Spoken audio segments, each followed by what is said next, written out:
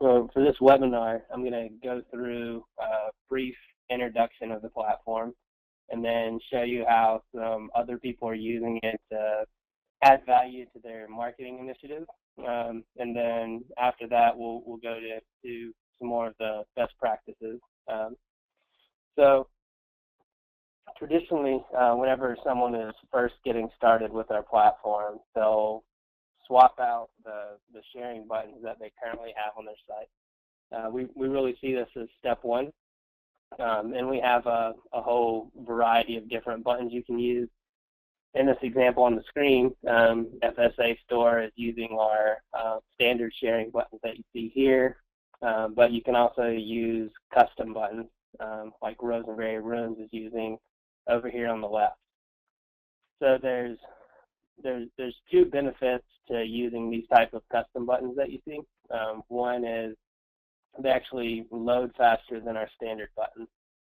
So for this demonstration, I can send this URL out to everyone through the chat here in just a second, but you'll notice that these images look and feel exactly like the standard sharing buttons do, and so do these over on the left, but the benefit is we're actually hosting these on AddShoppers instead of running it through our CDN.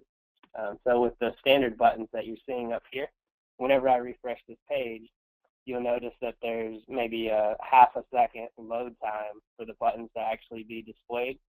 If I reload the same page on for these custom buttons that are hosted on AddShoppers, you'll notice that they load instantly, and there's no type of flicker. So you can see this by actually going to Rosenberry Rooms and clicking on one of the categories or the product pages.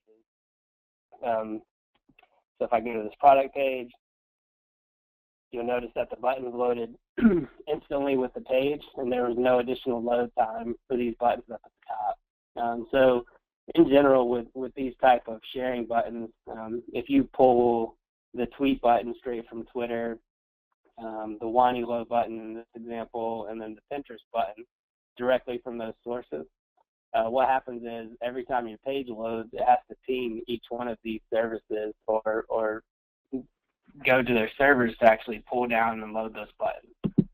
So tip number one for most people getting up and running, if you're serious about load time, which most retailers are, because it's going to help out with your SEO and everything else, step one is really to kind of set up your own sharing buttons. We have the standard buttons that you're happy to use, but you will notice a little flicker whenever those load. So once those buttons are in place, and I believe most of you are already familiar with our dashboard, but I'm going to run through it pretty quickly. So the way the dashboard is set up, you have your KPIs up here at the top of the dashboard. So in this example, we're looking at the pro demo. It's the last 30 days, and we can see that 10,200 people visited our store. Those people completed 414 shares. That led to 1,900 clicks and 233 sales for $8,300 in revenue. So from there, you can customize this dashboard however you want. So you can add widgets, remove reports. You kind of dive in here to get the information that you want quickly.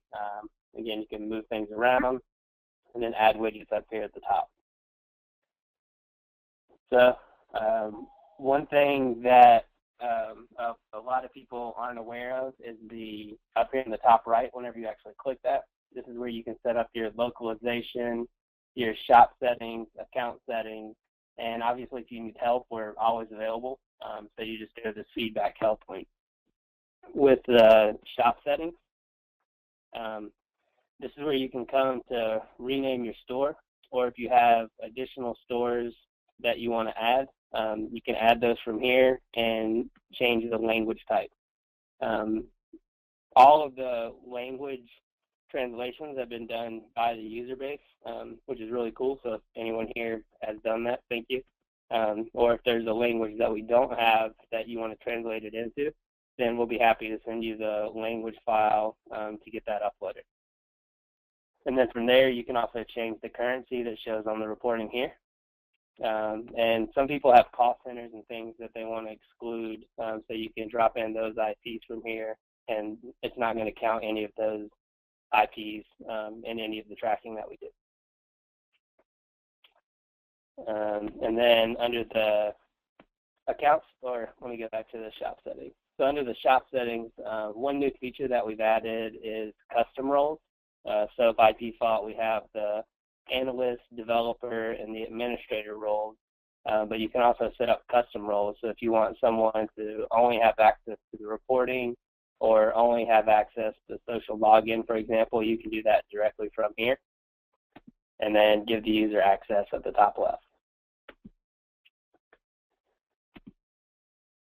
Okay, so to go back to the reporting over on the left, and again, if anyone has any questions or if you want me to elaborate on anything, feel free to drop those in on the question box over on the right. I saw some people just joined. So with the reporting, we break it down into a couple different groups. The first one, and one of the most powerful reports, is going to be this influencer report. So this shows you the individuals who are out there sharing your actual product. So any of these tables can be sorted. You can export it to CSV or PDF, and you can add any of these to the dashboard.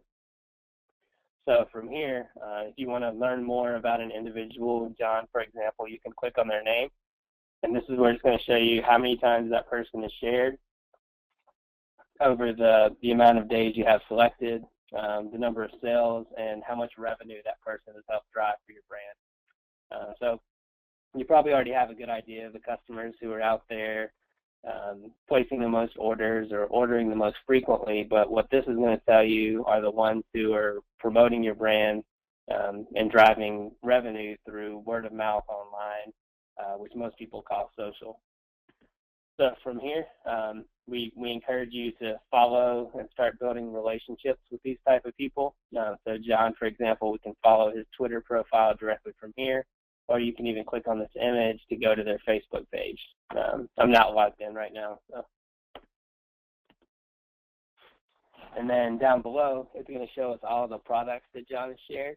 And we have these tabs at the top where you can dive in even further. So we can go to the ROI tab, see that order 69670 came from John West sharing on StumbleUpon, and the revenue attribution was last click.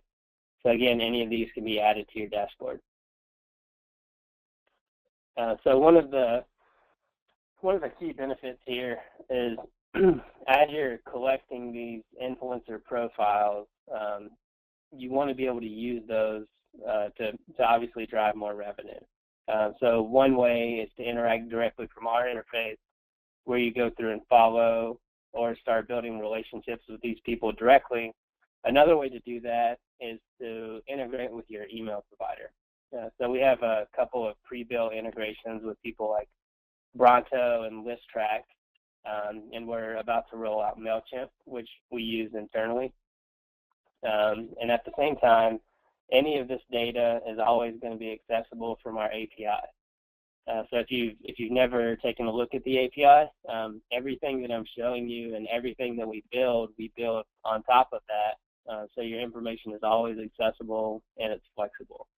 So for example, if we wanted to pull all of the influencers who shared and driven revenue over the last 30 days and set up a separate email series for those people, we can go here to the product influencers report.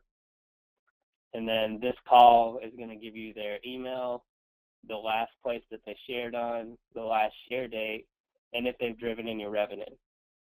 So with this, one example, or one way that you can use this is to pull in the emails of all the people who have driven at least one sale over the past 30 days or the past year, however long you've been using it, and then set up an email campaign just for those people.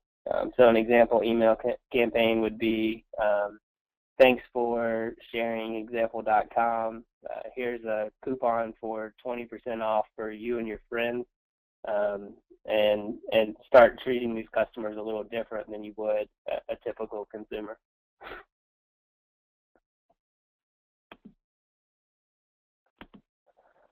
Okay, and then we'll go to the next report over here on the left, the products report.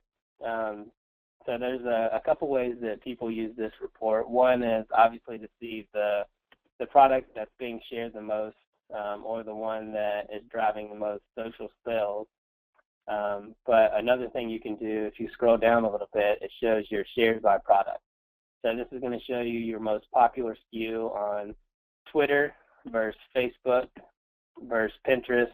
And as you're starting to do things like post Facebook messages or send out tweets, we generally encourage people to use the products that are already being shared, because that audience is showing interest in those products. So in this example, sample product 3 would be the one that we would want to promote on Facebook next, because that's what people are actually sharing and already showing an interest in. And then down below, we actually break out Facebook a little more. So we have people who are posting on their Facebook wall. Let me go back. So this is going to be people posting on their Facebook wall versus liking products versus using the want or the own button. The want and the own buttons started off pretty popular, but what we found over time is people don't really understand what they do. So if you're not using those buttons, don't worry about it. It really only makes sense if you have a Facebook store directly on Facebook instead of off of Facebook, because what happens is a customer clicks want, and then it redirects them to Facebook to approve the app, and then it just posts on the wall and says, Chad wants this product. And most people just had no idea what was happening. They're more familiar with sharing on their wall or just clicking the like button. So the ROI report over on the left, this is going to show you which sources people are sharing the most on and which ones are driving the most revenue for you. So let me pull up our stats real quick.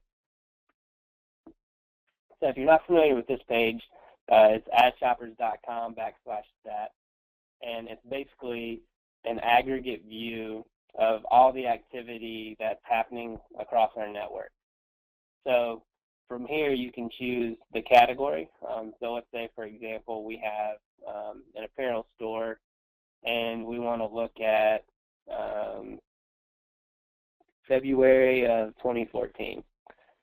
So once we drill down into apparel and then February 2014, now we can see the sources across our entire network of close to 40,000 retailers, and we can see what's actually working for everyone else.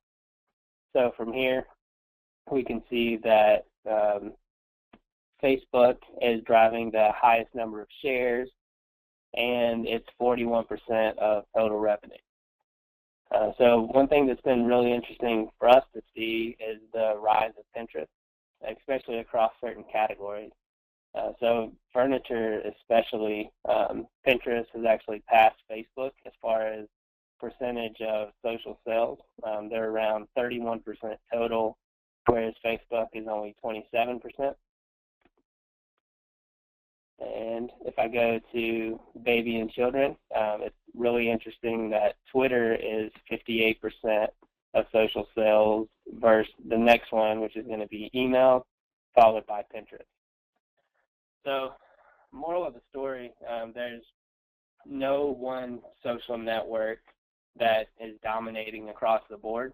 It really depends on the vertical and sort of how you're taking advantage of those networks. So if you're just kind of getting started with the platform and you don't have a ton of stats in the back end yet, I would encourage you to go to the stats page to see where you should kind of be spending your time on. Everyone knows that Facebook is sort of the leader as far as number of users, but as a retailer, the big question is which one of these is going to help drive sales. So this can hopefully help point you in the right direction. You'll be able to see things like the conversion rate, average order value, and a couple other pretty interesting metrics. And you can also compare it to different time periods. So if we want to see December 2013 versus November 2013, then you can see if it's trending up or down, and adjust your marketing from there. So let's go back into the dashboard here.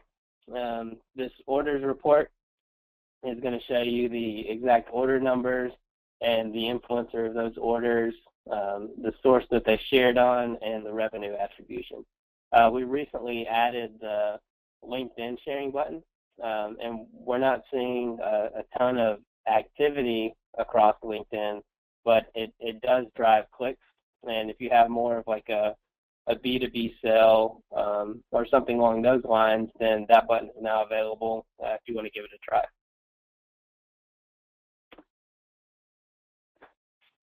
This reach report, this is going to show you sort of a graph of, or a pie chart of the popularity of the different sharing sources, the clicks by source, in your actions funnel down at the bottom. So you can see compared to how many people have opened the widget.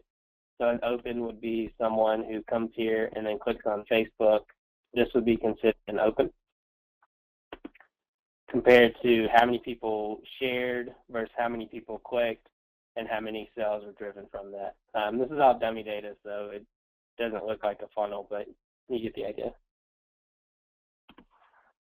And then the audience report over on the left, this is going to show you the popularity of the different age groups who are out there sharing your product. So in this example, males 25 to 34 are the ones who are most engaged with the brand. So as you're getting started with some of the Facebook advertising, then you can use this data to help fine-tune or figure out where you want to get started.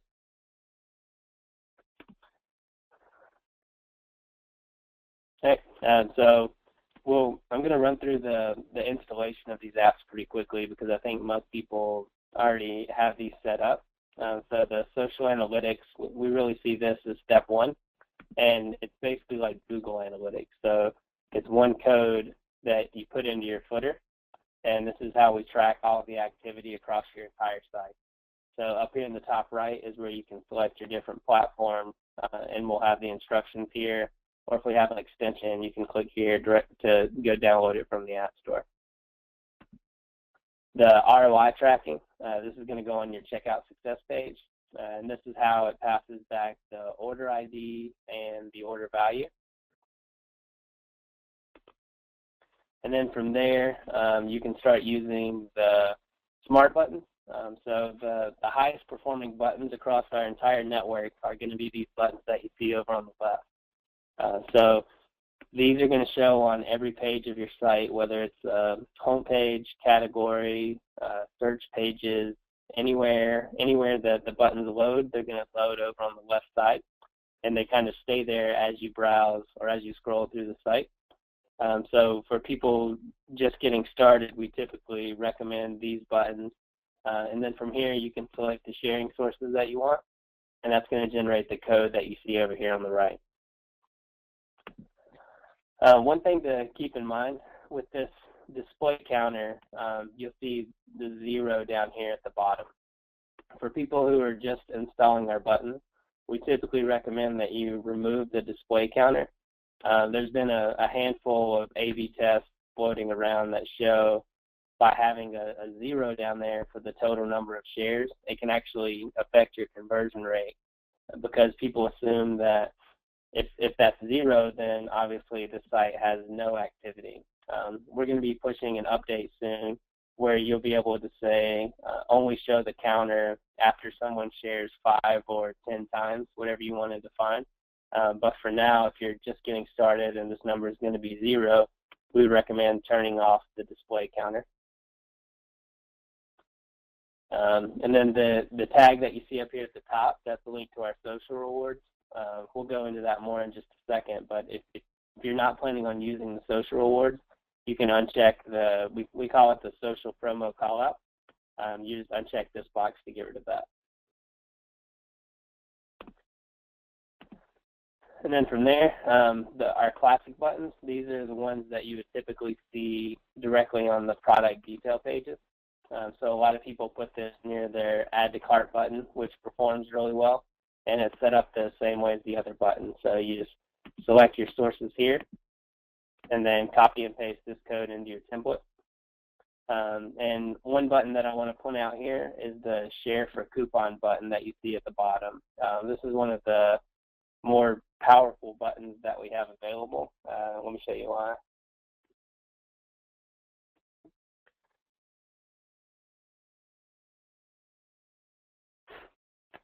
So if I go here and then I go check out my cart, you'll notice down at the bottom they're using that same share for coupon button directly on the cart page. So as you know, whenever people visit your cart page, they'll typically land on this page, and then as soon as they see enter a coupon code here, they're going to go search for a coupon code because they don't have one. So one of the more powerful things you can do is add a button like this where it says share for coupon and give them a coupon code without ever having to leave your site.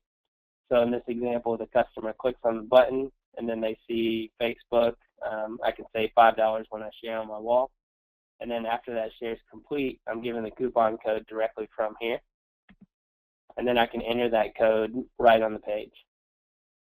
So this does two things. It obviously increases the amount of sharing that's happening on the site, but at the same time, it helps reduce your cart abandonment because people see this button and they'll perform the social action, and after they've done that and they've been given a code, they typically don't go search for another coupon. There's going to be a group of people who want to see if there's a better code out there, but we've run several A/B tests, and this has been proven to help increase not only the sharing, but the cart abandonment.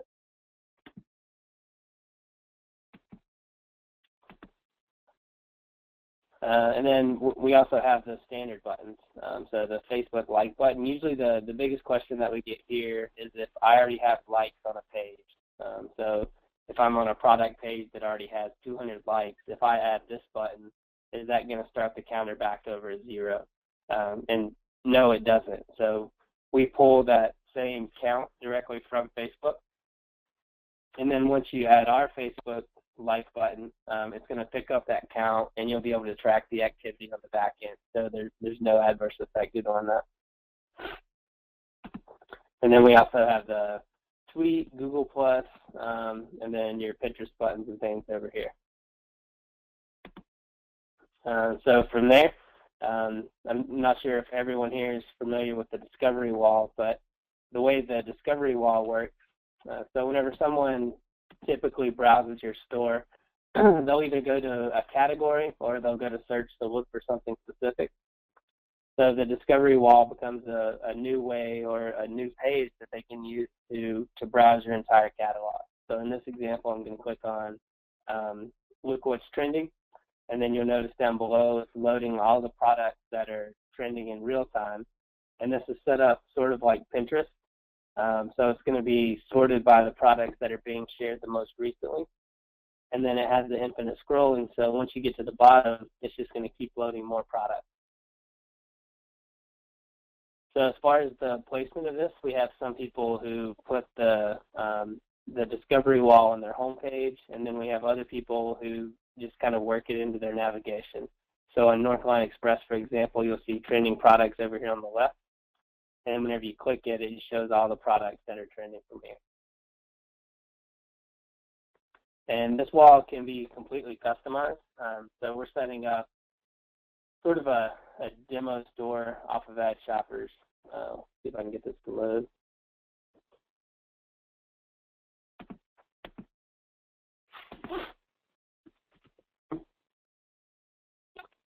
We'll come back to that in just a minute. But the idea is you can customize any of the settings for this discovery wall straight from the back end. So the integration is just going to be this one div tag that you drop into the page. And then from there you can set your width, margins, font. You can decide if you want to sort it by popularity or recently shared product. And then any of the item settings and things from here. So you can check out the preview tab to see what it's going to look like. This is a demo store, so it's not going to show up here. But the recommended best practice for the discovery wall is to do a combination of putting it on your home page, setting up a new page called trending, and you can also add it to your Facebook page. So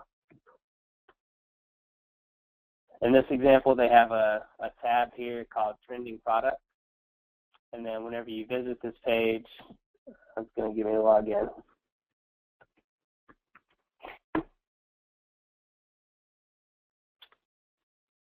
So on this Trending Products page, it's going to take that same discovery wall and list all the products directly out on Facebook. And then whenever someone clicks on those products, it's going to take you off of Facebook and back to the retailer store. The goal of the discovery wall is to increase the discoverability of products that you have across your entire catalog.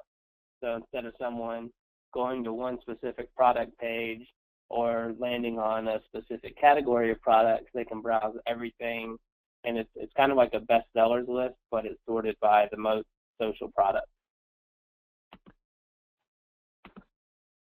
Okay.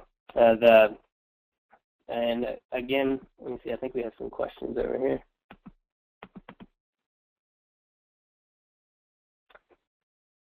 Okay, so the question is, are the share for coupon codes dynamically generated, and can they be set up to follow MAP and other business rules?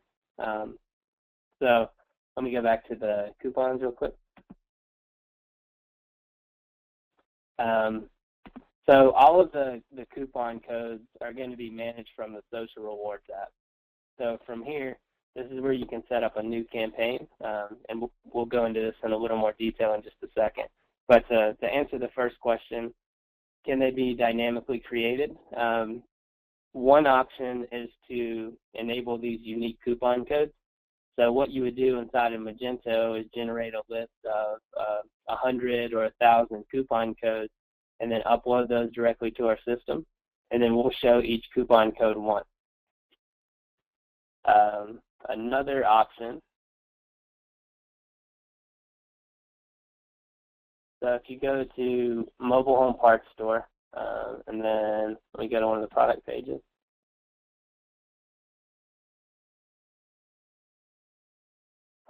So you'll notice here they have a $1 off code over on the right. And the way they have it set up is as soon as I share on Facebook, so if I share this on my wall, it automatically cookies me straight from this page, and then it applies the code whenever I go to the checkout without having to enter a code. So if I click Add to Cart now, and I go to checkout, that code's automatically going to be applied. Well, I'd have to go through the full checkout, but the code is automatically applied because I completed the share. And the way they did that, this is a Amoeba merchant store, and it uses our API. So using that same report that we had set up here, where this email address, we know that they've shared 13 times, what happens is whenever I use that same email as an existing customer or as a new customer, then it's automatically going to apply the $1 off coupon code. So this type of integration is a little more involved, and if you want to get that set up, we'd be happy to do it. And then to answer the second part of your question regarding the MAP pricing and other business rules, so inside of, I believe there's two different types. There's MAP pricing, and then there's like the required pricing. So for international companies, they can typically get away with having a required price, and then you can never sell below that price no matter what. With MAP, you can typically get around it by having add to cart or share for coupon and things like that available. So by default, it doesn't break the MAP price rules, but if you have the MAPL or like really strict vendors, then you have to find another way to kind of get around that. So instead of coupon codes, what we would recommend is either doing a giveaway or giving them a free product. So let me show you what that would look like.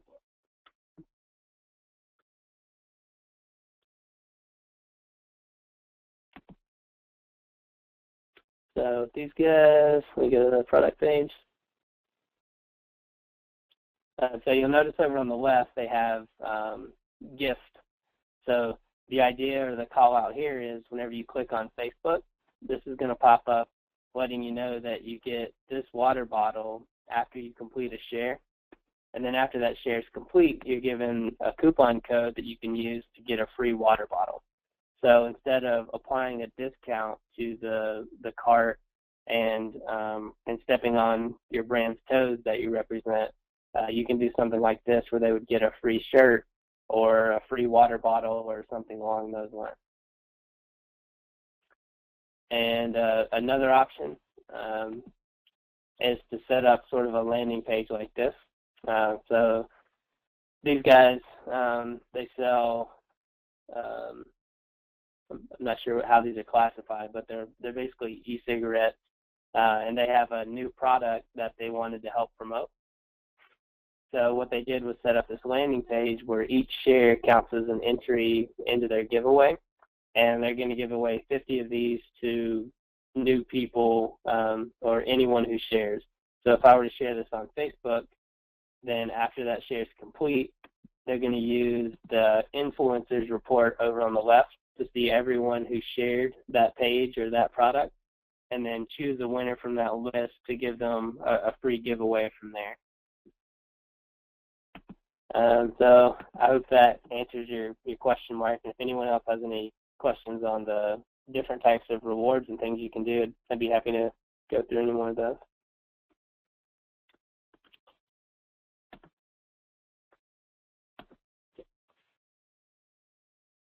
Okay. So to hop back to the infrastructure piece, the way our platform is set up, we basically have the analytics that you'll see at the top, and these are sort of required to make everything work. And then you have this infrastructure piece that you can use to start enhancing your store and make it more social and more engaging. And then the last piece is the social revenue, or tools that you can use to grow your social revenue. So the only other one that we haven't gone through here is the purchase sharing. So with the purchase sharing, this is basically one code that you put on that checkout success page, and you can customize it to say something unique to the customers who've just completed an order with you. And this kind of goes back to the MAP pricing. After someone has completed an order, then you could offer them like a 5 or 10% off coupon code that they can use on their next purchase, or share this with your friends and you both get $20 off your next order and things like that. So you'll use the purchase sharing to do that. And you can either set this up to where it shares out one specific page, or it shares out the exact product that they just completed an order for. And in general, we see about 30% of all sharing happen after someone completes an order. So if you're not doing anything around purchase sharing or kind of catering to those customers who've already ordered, then you're missing out on some potential shares from that. Social login. So with this one, you can choose your sources and drop in the sign in with Facebook or sign in with Twitter button. The benefit of running these through our platform instead of integrating directly with Facebook or directly with Twitter is that as people are signing in, it's going to make all of the sharing one-click sharing. And at the same time, you're going to start building out these influencer profiles from the back end. So if John clicks sign in with Facebook, for example, we would be able to track all of his sharing activity. And at the same time, that person is going to be assigned to the e-commerce store. So Northline Express, for example, if I go to my account,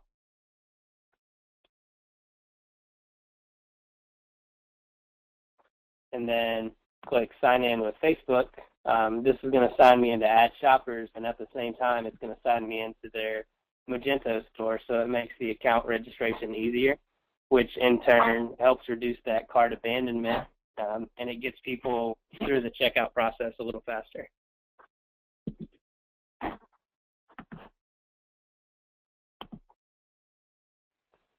Okay, so let me go back to the social rewards and show you a couple different ways you can use this. The campaign feature is really powerful. You can use this to set up sharing across your entire site. So with Northline, for example, they're doing a site-wide $5 off coupon no matter what page you're on. But at the same time, you can define certain pages.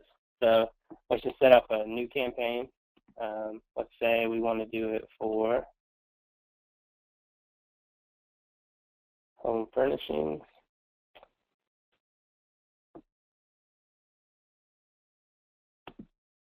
So let's pick this brand since we were just talking about MAP. So let's say we want to do, instead of a $5 off, we want to do $15 off any Kidco product across the entire site. So what we would do is set up a campaign called Kidco. And then from there, let's assume that we enable this promotion for all sharing sources. And then the coupon code is going to be share to get $15 off. The coupon value, we're going to put that as 15. Share 15. Thanks for sharing. And then we're going to use this URL filters down at the bottom so that this only shows up for Kidco products.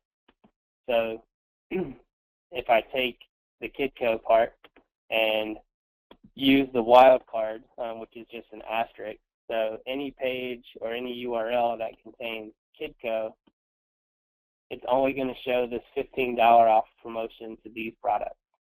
And you can add as many inclusion filters or exclusion filters as you want to nail down certain products. So with MAP, if your whole catalog, if you have one specific brand that you want to exclude, like example, then you can exclude that from the promotion and only have it included for certain other brands.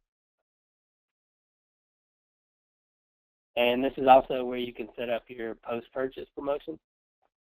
So let's say we want to do a post-purchase campaign. Again, we're going to reward all sources. Thanks for your order. Share for $20 off.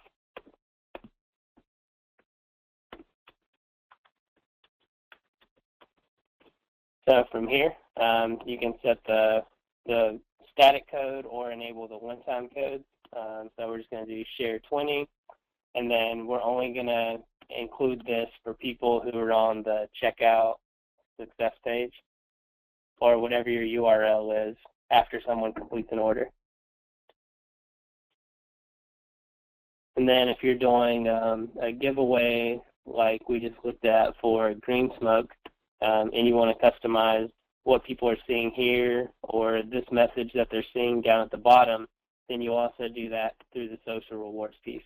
You just set up a new campaign for the giveaway, and then you manage all of your campaigns directly from the back end.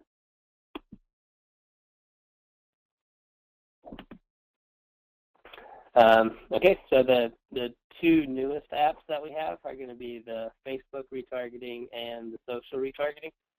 With the Facebook retargeting, you can come in here, set your monthly budget, and you'll see the recommended budgets over on the right. But for people who aren't familiar with retargeting, basically the way it works is, as you know, if 100 people come to your store, 98% of those people are going to leave without ever placing an order. So what we'll do is the ad that you have set up here on Facebook, if I go to Northline and I don't place my order and then I go back to Facebook, over on the right where these ads are, so I'm seeing Candy Crush and Dead Trigger right now, and a couple other things, but it'll show different apps or different ads from the people who you just visited. So it's a chance to win those customers back. And the best practice here is to have a really clear call to action. So for your title, it would be come back to Northline. Click here to save $10 off, or whatever your promotion is going to be. Click here for free shipping or something like that. And then you'll upload your graphic, which would replace this graphic that you're seeing up here with our little orange guy. and then you just set up your landing page directly from here. So for the landing page, a lot of people will just send them back to your home page. But what we found is if you have a more specific landing page to welcome these people back to your store, that typically performs better. So an example would be, instead of sending people back to the home page on Rosenberry Room, we could have a banner up at the top that says, welcome back to Rosenberry Room. Use coupon code $10 off or whatever promotion you want to offer here. And then down below, just continue either showing them the recently viewed products, so things that they recently looked at, or you can even embed the discovery wall on this page. So whenever they get back to your store, they can browse your full catalog straight from one place. So best practice around retargeting is going to be to set up a landing page that's specific to those people, because they've already been to your store, they may have already looked at a few products, and now you're trying to win them back as a long-time customer. And then the other one is going to be social retargeting. So this is going to work the same way that Facebook does, but it's basically different ad sizes. So Facebook has their own ad unit that they display over on the right-hand column or within the news feed. These are going to be your more standard ad sizes that are going to get displayed on Google, Yahoo, MSN, and all of the major exchanges. But the same idea applies here. So whenever you're creating the banners, the goal is to get them to click those banners and come back to your store and set up landing pages that make sense for the people coming back.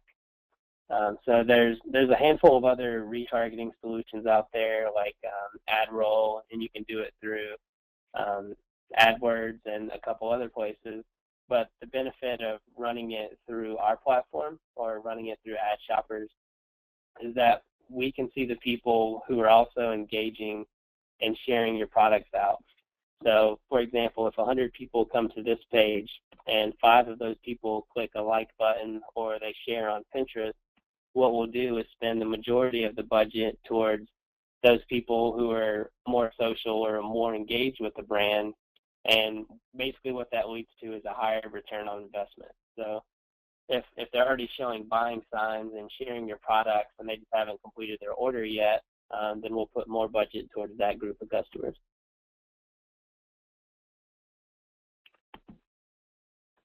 And then the last piece of the platform is going to be under this integrations tab. So from here, I would suggest just running through and dumping in your Google Analytics. Your Facebook page here is what's going to show after someone shares. So on Northline, for example, after they share on Facebook, you'll see the like button load over here on the right. And that's driven by the page that you have set up here. For Twitter, we recommend putting in different hashtags that make sense. So if you have lighting or a fireplace, whatever products you're selling, that's going to help make your tweets a little more discoverable. And then putting in your Twitter name up here. One of the newer ones is going to be the Pinterest hashtag. So just to hit on Pinterest for a minute, whenever you're thinking about Pinterest, we've been telling people to think of it more as a search engine than a social network. The way Pinterest has evolved and the way that it's grown, there's an entire group of people who come here to look for a really specific thing. So if I come to Pinterest and I'm looking for a fire pit, there's a reason that these products are ranking higher than the ones lower on the page. So as you can see, this one's been pinned 6,214 times. This one's been pinned 1,300 times. And it's really a combination of the number of pins and the frequency of those pins and the influence that those people pinning it has. So the basic idea is, if you think of it, if you're familiar with the SEO term PageRank, if you think of pins as sort of a vote for your ranking inside of Pinterest, then it becomes a lot easier to understand how you can actually start to drive sales and revenue from Pinterest. So by getting people to actually go through and pin your products and making those products more discoverable, you're going to help increase your rankings inside of Pinterest. And then it sort of snowballs from there, because now as more people start finding your products, they're going to continue pinning it, and they're going to start sending it to their friends. So it's kind of like a slow wheel. It takes a little while to get it up and running, but treat it the same way you would SEO and the search engines, because that's literally what it's evolving into. And then with Pinterest over here, you can set your hashtags.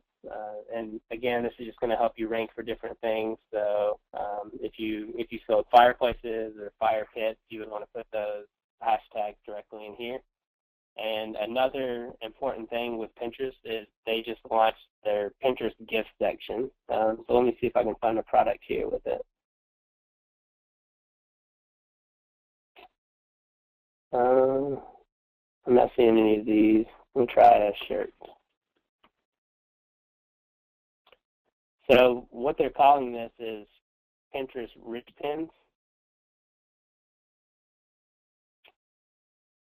So you'll notice down here at the bottom, and Etsy already has theirs set up, but it has the title of the product, whether it's in stock, and the price. And this is driven directly from rich snippets. So if you're not familiar with rich snippets, if you just go to Google and you search for Google rich snippets, you'll see this tool pop up. And it's essentially how you have the products tagged on your product pages. So over here under examples, if you click on product, here's an overstock example where it shows the number of reviews and then the price and the review stars for this product. So after you have these rich snippets set up, then you have to go to, I think it's Business Pinterest.